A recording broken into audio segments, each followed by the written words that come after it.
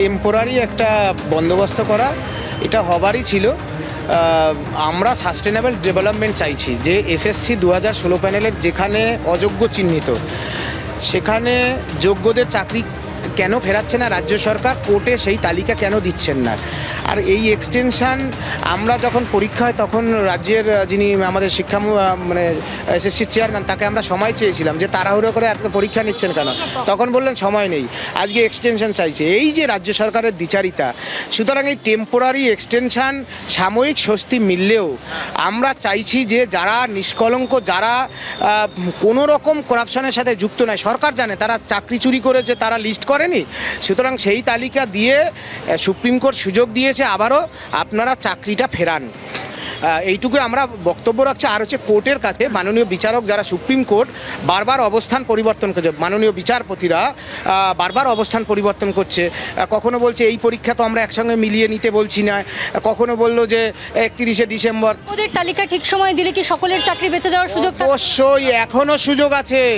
যারা যোগ্য শিক্ষাকর্মী, শিক্ষক শিক্ষিকা আছে এসএসসি 2016 প্যানেল, তাদের যোগ্য তালিকাটা এখনও কান ধরে কলকাতা হাইকোর্টে মামলা চলছে, সেখানে প্রকাশ করলে তারা সেই তালিকা অ্যাপ্রুভ করে সুপ্রিম কোর্টে পাঠিয়ে দেবে, সবার চাকরি ফিরে যাবে।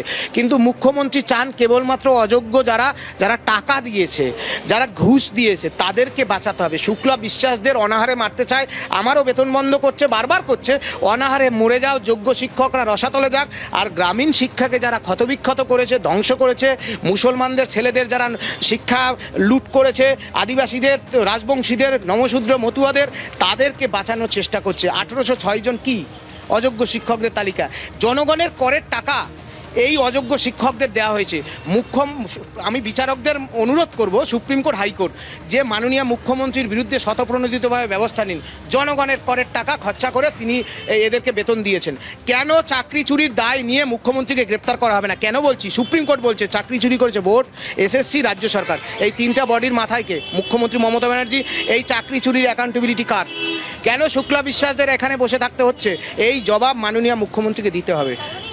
এক্সটেনশনে আপনাদের কোনো রিলিফ হলো না? দেখুন, 8 মাসের এক্সটেনশন এরা যে প্রসেসের মধ্যে দিয়ে আমাদের নিয়ে যাচ্ছে SLST 2, তার জন্য প্রয়োজন ছিল এবং এটা যে হবে আমরা জানি, আমরাও তো সামান্য খোঁজখবর রাখি। অবশ্যই এই সমস্ত কিছু যা দেখছেন, দেখুন ফ্রেশ সিলেকশন অর্ডার দিয়েছিল, তথ্য দিয়ে বলছি, 3রা এপ্রিল ফ্রেশ সিলেকশন অ্যাফোরসেট পোস্ট, অর্থাৎ 2016 প্যানেলের যে ভ্যাকান্সি ছিল সেই ভ্যাকান্সিতে ফ্রেশ সিলেকশন লিখে নিয়ে আসলো, ফ্রেশ রিক্রুটমেন্ট নিতে পারলো না টাইমের মধ্যে। এই যত প্রক্রিয়া কেবলমাত্র অযোগ্যদের বাঁচাও, নিজেদের গদি বাঁচাও, চাকরি চুরির দুর্নীতি করে মিলিয়ে দাও। এখন ভোট আসছে।